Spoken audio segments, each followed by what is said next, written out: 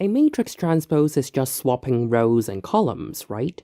You take a matrix A, turn its columns into rows, then a new matrix is called A transpose. But there is way more to it than just moving things around. In fact, we can define the transpose of a linear map without ever referring to the matrix at all. A deeper understanding of how transpose came about will help us visualize it, and along the way, we will come across deeper topics like covectors, duality, and so on. We will first go through a very general big picture of what transpose really is, then try to visualize something called covectors, then transpose, giving some examples, and finally, a very subtle but also important point that links to special relativity.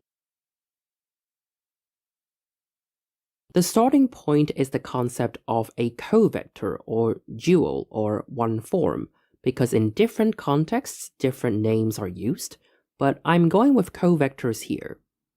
Covectors are basically machines that will eat a vector and output a number. I like to call this machine a measuring device. It measures the vector. These are special devices in that they are linear. That means if you have two vectors v1 and v2, and they are measured by this machine to be a1 and a2 respectively, then this machine will measure v1 plus v2 to be a1 plus a2. And if you instead scale the vector v1 by a number lambda, then it will be measured to be lambda times a1. Now let's say we have a linear transformation alpha transforming a vector v to another vector w. To emphasize that v and w can be very different, let's say v is a two-dimensional vector and w could be a three-dimensional one. And for some reason, you want to measure w. A bit of a silly analogy would be, you want to measure your own weight, and the vector is u here. But you don't have a bathroom scale and you have to use your neighbor's. So one way to do it would be to go to your neighbor's house, then take the measurement there directly. But you could also just call the neighbor to lend you the scale, so that you can take the measurements at home and get the same answer. The scale being moved from the neighbor's house to yours is the transpose of alpha. So alpha is you going to the neighbor's house, and alpha transpose is moving the measuring device from the neighbor's to yours. But how is this related to the matrix transpose that you know? A matrix is, at its core, only a summary of a linear map.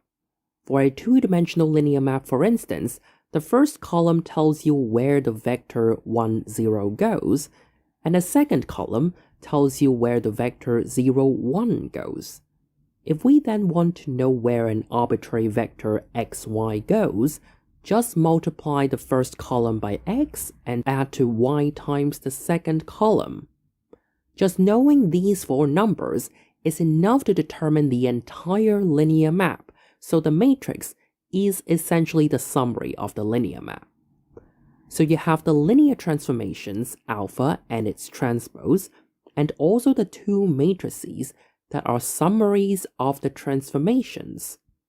Because the matrix on the right summarizes the transpose of alpha, it makes sense to call it a transpose. It just turns out that the summary matrices of alpha and alpha transpose can be obtained by swapping rows and columns of each other. The most important point here, though, is the big picture. A transpose is just transforming some measurement device in other spaces back to that in the original. In what remains, we will, first of all, try to visualize those covectors and then the transpose. Covectors are linear, so just like our linear transformations, in the two-dimensional case, it suffices to know what 1, 0 and 0, 1 are measured. If the measurements are a and b respectively, for our purpose, let's say this is an AB covector. Now if you take any vector xy, which is just x times 1, 0, plus y times 0, 1, just by linearity, it will be measured as x times a plus y times b. So in a two-dimensional case, an AB covector measures the vector xy to be xa plus yb. This is just a function of two variables. A natural way to visualize this would be to plot a three-dimensional graph with the z-coordinate being the function value at xy. In this case, it is just a giant plane passing through the origin. However, because we might want to consider a three-dimensional covector later on, we use another slightly roundabout way of visualizing such a function. Instead, we consider its level sets. That means you plot all the points xy such that it gets measured as a number c. In this specific case, we plot the line graph ax plus by equals c, where a is 2 and b is 3, so this represents a 2-3 covector.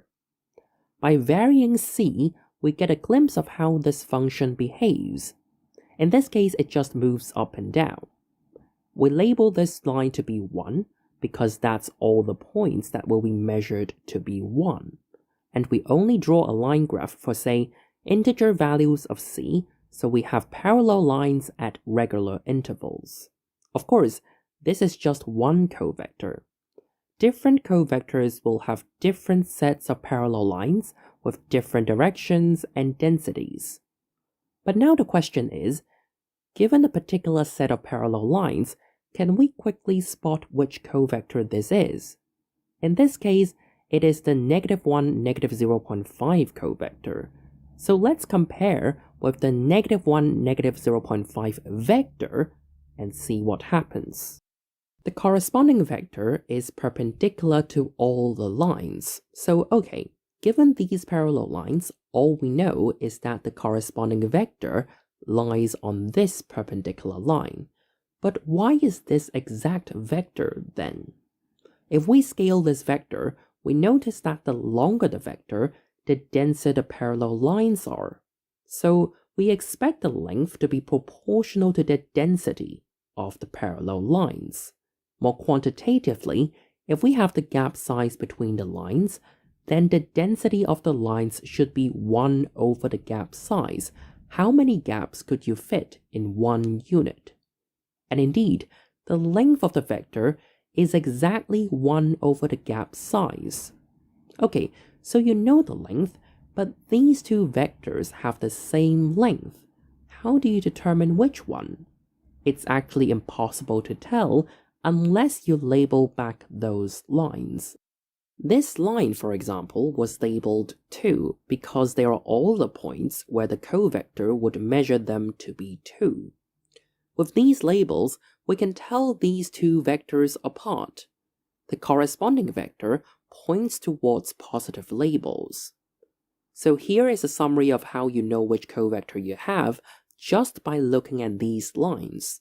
First off, you know the corresponding vector is perpendicular to the lines, so the vector must be on this white line. You take a look at the gap size between the lines, then you know it's one of these two vectors whose length is 1 over the gap size. Then you take a look at the hidden labels of the lines, and you choose the one pointing towards the positive labels. Finally, you read off the coordinates of the corresponding vector. So we have visualized two-dimensional covectors using parallel lines. Three-dimensional covectors are similar, except we have parallel planes instead.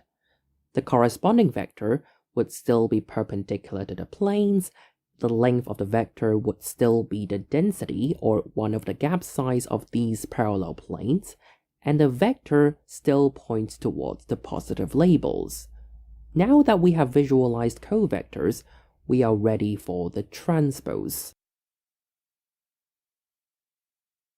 As we have seen in the big picture of transpose, alpha transpose transforms a measuring device, a covector, in the other space back to the original space. So we transform a covector to another covector with the transpose. The trouble is that one covector already occupies quite a lot of space. two covectors appearing together is already the maximum. So we can only visualize the transformation of two covectors at once. Which two covectors should we choose? Just like normal linear transformations, the two representatives are the 1, 0 covector as well as the 0, 1 covector. Like a normal vector transformation, we observe where the 1, 0 covector goes. Whichever covector it becomes would be our first column of the transpose matrix. Similarly, we observe the transformation of the 0, 1 covector. So for a covector transformation, we can similarly write down a matrix representation. The first column tells you where the 1, 0 covector goes, and the second column tells you where the 0, 1 covector goes. In what follows, we will use the right shear as an example. What should the transpose of a right shear look like? We will need to go back to this big picture. In this specific case, alpha is a right shear, and we now just have a 2D to 2D transformation. Now this 1, 0 covector measures the sheared vector, and the job of the transpose is to find out which covector could we use to directly measure the original vector, such that we get the same measurement at the end. Now go back to the visuals. A right shear would transform the basis vectors as such. Next, we see how the 1, 0 covector measures our sheared vectors. In this case, the measurements are both 1. But rather than thinking about their exact measurements, just notice the tips all lie on this line. Remember that each line represents the tips of those vectors whose measurements are the same fixed constant c. So in this visualization, which line the tip of the vectors are on tells you the measurement of the vectors. This is why the transpose does this. First off, the basis vectors have gone back to their original place, and the tips of both vectors still lie on the bold line, which means that you get the same measurements as before. This is exactly what a transpose should do. Anyway, let's see what the transpose does to the 0, 1 covector instead. Again, we do the right shear to the basis vectors, then use the 0, 1 covector to measure them. This time, their measurements are different. I use the bold pink line to indicate the measurement of the pink vector, and the bold green line to indicate the measurement of the green vector. For the transpose, we want to bring back the basis vectors and retain the measurements. This time, we don't need to do anything to the covector because the tip of the pink vector still lies on the pink line, and the tip of the green vector still lies on the green line. Their measurements are not changed when the vectors go back to the original place. So altogether, this is the situation after you have done the right shear to your basis vectors. The transpose wants the basis vectors to go back to the original place while retaining the measurements. So it essentially does a left shear to the whole picture. Wait, originally we have a right shear, and somehow the transpose is a left shear? While it looks like a left shear, the grid lines are actually made up of two separate different covectors. The original right shear has the matrix 1, 1, 0, 1 because the 1, 0 vector stays put and it is still 1, 0 after the shear, but the 0, 1 vector has sheared to the 1, 1 vector. Compare this with the transpose. This is the 1, 0 covector.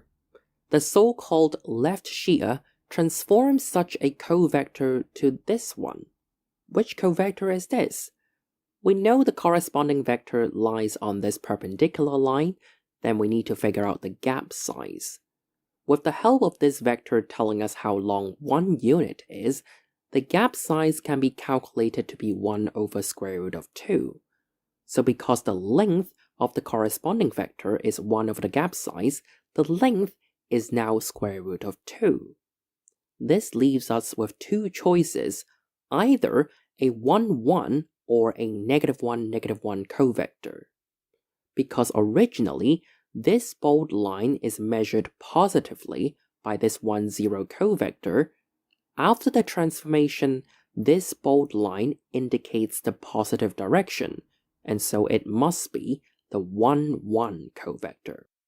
On the other hand, the 0, 1 covector is unaffected by the left shear, so it stays a 0, 1 covector. So this so-called left shear should be represented by this matrix, because the first column tells us that the 1, 0 covector has transformed to this 1, 1 covector, and the 0, 1 covector has just stayed put, still being the 0, 1 covector. Now compare this matrix of this so-called left shear with the original right shear. You can see that the matrices are indeed just swapping rows and columns of each other. We will have more examples later on, but this hopefully convinces you that the transpose looks like inverse, but you have to treat those grid lines as covectors instead. The first of the two other examples I would give would be a diagonal matrix, such as the one with entries 3, 2 on the diagonal. The first column just tells us to enlarge the pink vector by a factor of 3, and the second column tells us to enlarge the green vector by a factor of 2. As before, we bring on the covectors and do the inverse transformation to get the basis vectors to where it started. But when viewed as covectors, this is actually a 3, 0 covector. Because the gap size has now reduced to 1/3 the original size, the length of the corresponding vector is actually 3. Exactly the same story for the other covector, except the gap size is just halved, so the length of the corresponding vector is 2. So we end up with a 0, 2 covector. This is why this transformation is still represented by the same matrix, because we view those grid lines as covectors.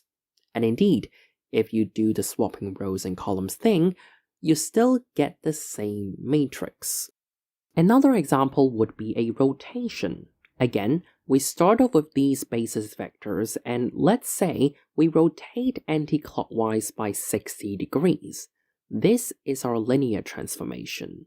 As usual, we bring on the covector grid and do the inverse transformation to get the basis vectors to where it started. This time, we rotate clockwise by 60 degrees. What is this covector then? Well, it is from rotating this original covector clockwise by 60 degrees, and this is the original corresponding vector. During the rotation, the corresponding vector rotates the same way clockwise 60 degrees. This is because the gap size hasn't changed just by rotation, so we don't need to change the length of the corresponding vector. The same story for the other covector. So in this case, the transpose doesn't just look like inverse, it is the inverse when acting on the corresponding vector. That means if I write down the matrix corresponding to anti-clockwise 60-degree rotation and the corresponding transpose, in this case, are inverses of each other. In other words, for rotation, A transpose equals A inverse. In general, matrices satisfying this are called orthogonal. So rotation matrices are orthogonal. By now, you might be thinking, this visualization depends on having an inverse. And yes, indeed, there is a bit of limitation when it comes to singular matrices, and in general, in technical terms, the rank is smaller than the dimension of your original space. But those are all the cases where the visualization fails. And even in those cases, you can still sort of displace your linear maps a tiny little bit to do the visualization. So this really is a powerful visualization for transposes. I want to emphasize a very subtle and technical but important point. The orthogonality condition A transpose equals A inverse should not have made any sense to you. On the left-hand side, the transpose is supposed to transform covectors to covectors, but on the right, A inverse transforms vectors to vectors. They aren't even the same type of object. How can they be equal? Well, the trick is to pair up vectors and covectors, treating them sort of the same, which is what we have done in this video. For this AB covector, where we measure 1, 0 as A, 0, 1 as B, we have associated with it the vector AB. Or in the visualization of covectors as a bunch of parallel lines, we have associated it with the vector perpendicular to the lines, and length being the density of the lines. Of course, we can do the other way around as well. Given the vector, we can draw those parallel lines, and given a vector AB, we can also easily construct that covector. That's how we have achieved the one-to-one correspondence between vectors and covectors. A technical remark is that this has to be a linear correspondence, which our pairing is, but we don't have to go into the details of what linear means in this context. Let's list a bunch of vectors and covectors that we have. If a transformation transforms a covector epsilon to another covector eta, and epsilon is paired up with the vector v, eta with the vector w, then it looks as if v is being transformed to w.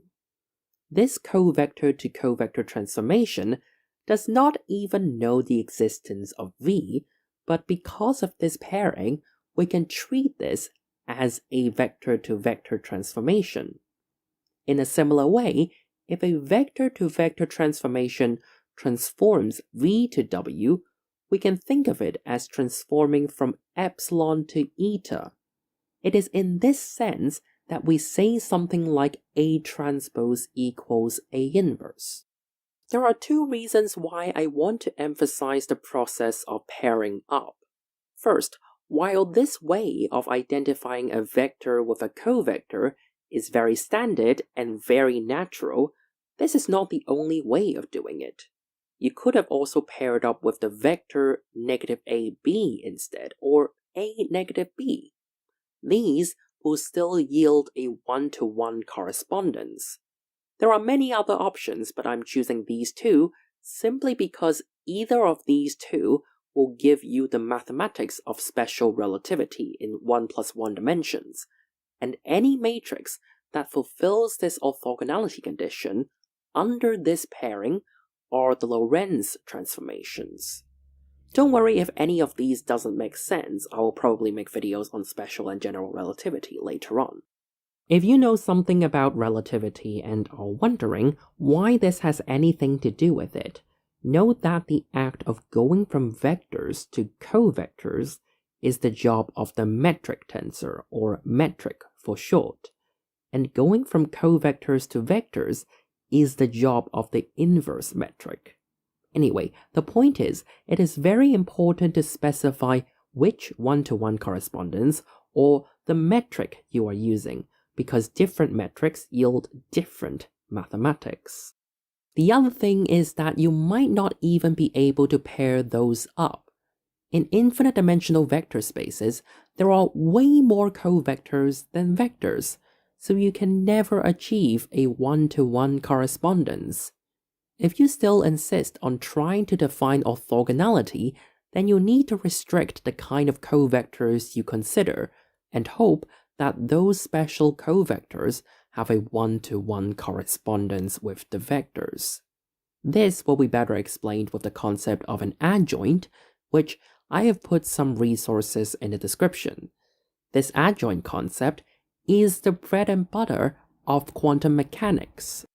So in this video, we have the big picture of the transpose and used it to visualize transpose with a few examples like shear, as you see here, as well as diagonal matrices and rotations, deducing that transposes do look like inverses, but we have to treat those grid lines as covectors.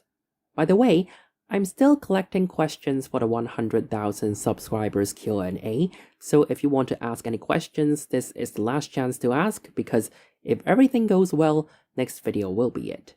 But please do not ask any animation-related questions anymore, because there are already many questions like that, and I will definitely answer that, don't worry. In any case, thanks for the patrons, subscribe, hit the bell, like, comment, share. See you next time.